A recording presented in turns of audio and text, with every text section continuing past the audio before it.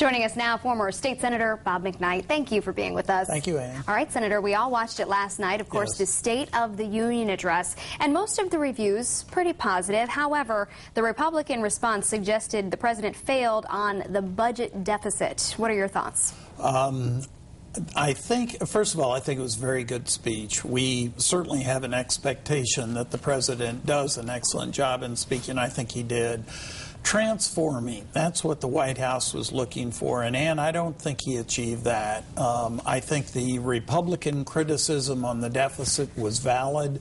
He did address the deficit. He even proposed extending the 3-year fixation he's got on the domestic spending, but he excluded Medicare and Medicaid, and those are the two biggest components of it. So I think the criticism was valid. I think it's something that he's going to have to address over and beyond the budget commission that he set up. How do you think the Republican designate did on the rebuttal? I thought it was good. I think the reason it's confusing, and I think the lead-in you just had pointed it out.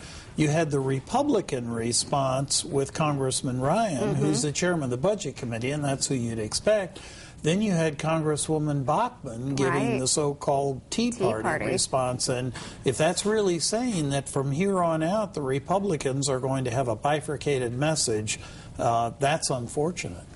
Really, do you think that this will continue? I mean, this was the first time we had the Tea Party response. Do you think we'll see it next year? Well, I think you've already seen a canvass of the new members of the Congress. Our own new senator, Senator Rubio, somewhat looked past that. Now, he drew an awful lot of support from the Tea Party movement.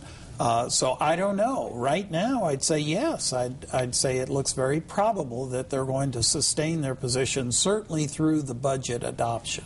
So I wonder, do you think the civility that's being called for will dissipate when the Democrats and the Republicans really start fighting over how to cut the budget? It's kind of hard to say. I think Senator McCain just said on the piece before that sometimes some good things come out of tragedies. But clearly, Ann, there's going to be a very, very aggressive fight over the budget.